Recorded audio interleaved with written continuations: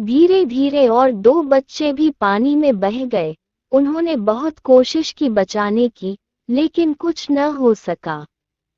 दोनों पति पत्नी बड़े दुखी, रोते, कल्पते, एक दूसरे को सांत्वना देते कोई ऊंची जगह ढूंढते रहे।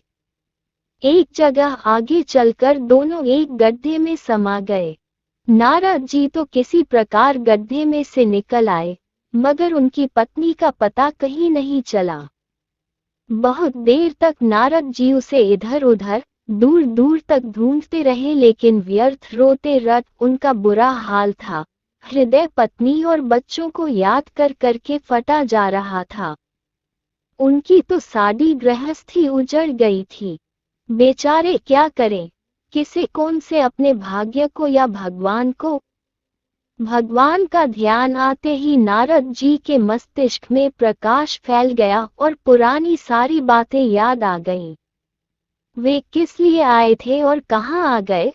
ओहो, भगवान विष्णु तो उनकी प्रतीक्षा कर रहे होंगे।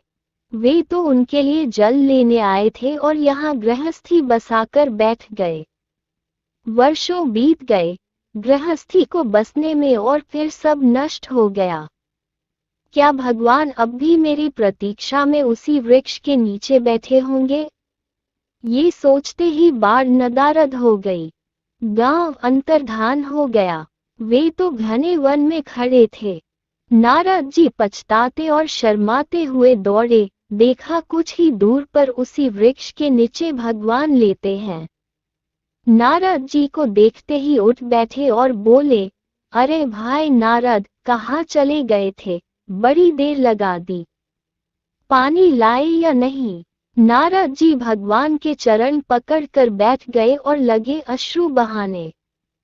उनके मुंह से एक बोल भी नहीं फूटा। भगवान मुस्कराए और बोले, तुम अभी तो गए थे।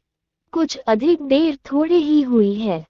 लेकिन नारद जी को लगा था कि वर्षों बीत गए। अब उनकी समझ में आया ये सब भगवान की माया थी, जो उनके अभिमान को चूर चूर करने के लिए पैदा हुई थी। वे सोचने लगे, उन्हें बड़ा घमंड था कि उनसे बढ़कर त्रिलोक में दूसरा कोई भक्त नहीं है।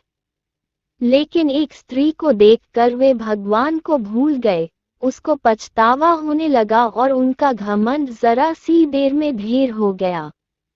वे पुनः सरलता और विनय के साथ भगवान के गुण गाने लगे।